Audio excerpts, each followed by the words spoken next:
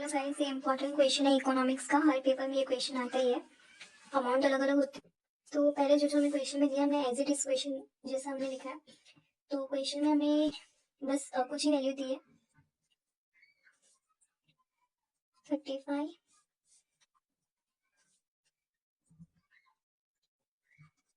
Okay, तो guys question में हमें बस इतनी चीजें दी है, जो बाकी की मिसिंग चीजें हैं वो हमें फाइंड आउट करनी है। तो लेट्स हम फाइंड आउट करते हैं। जो जो क्वेश्चन में हमें चीजें दी है पहले हम उसे देखते हैं।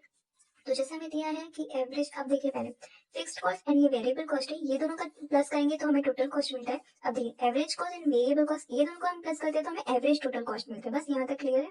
देखो हमें ये चीज दी है वेरिएबल फिक्स्ड कॉस्ट। ओके, पहले कॉस्ट जो है, फिक्स्ड कॉस्ट जो है वो सेम रहता है हर क्वांटिटी पे। ओके, बिकॉज हम कितनी भी क्वांटिटी बेचे हमारा फिक्स्ड कॉस्ट ऑलवेज सेम रहता है।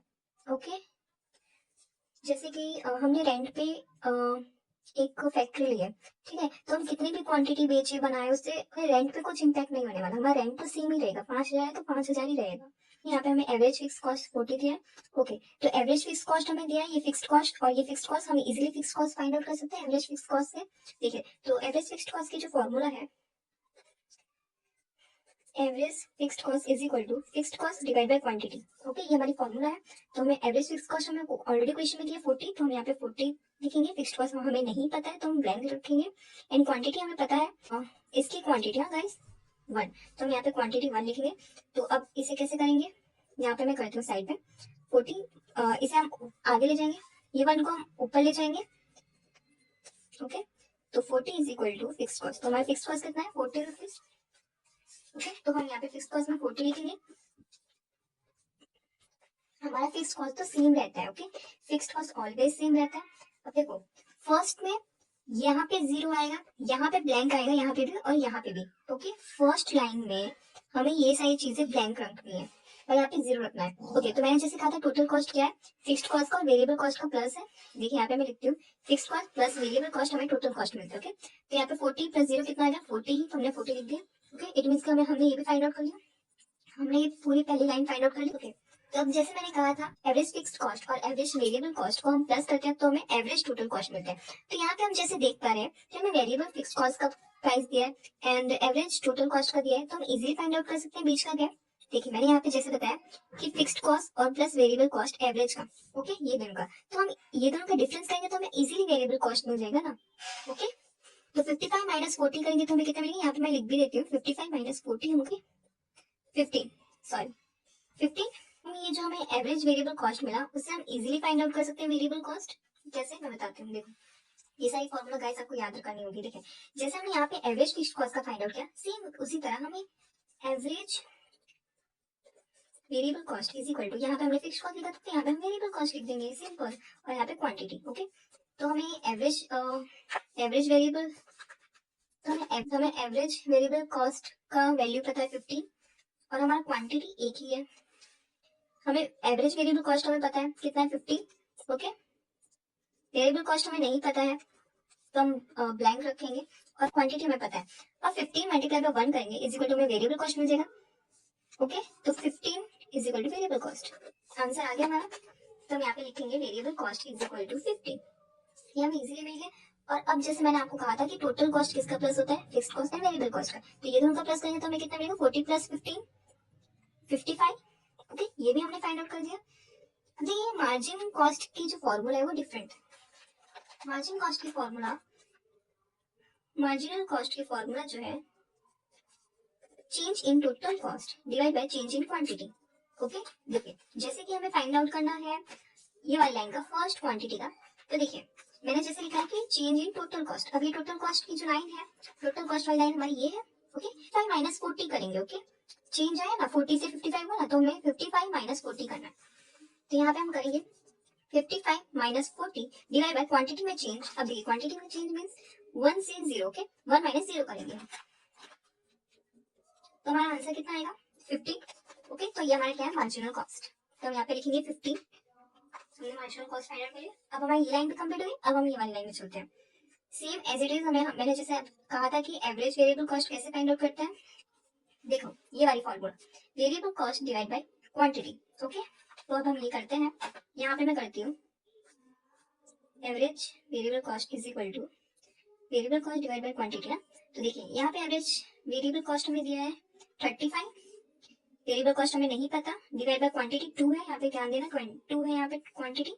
अब 2 मल्टीप्लाई बाय 35 करेंगे तो हमारा वेरिएबल कॉस्ट कितना आएगा 70। ये हमारा क्या है वेरिएबल कॉस्ट, तो यहाँ पे हम लिखेंगे 70। अब जैसे मैंने कहा था कि टोटल कॉस्ट किसका प्लस होगा, ये दोनों का 40 प्लस 70 कितना आएगा 1110।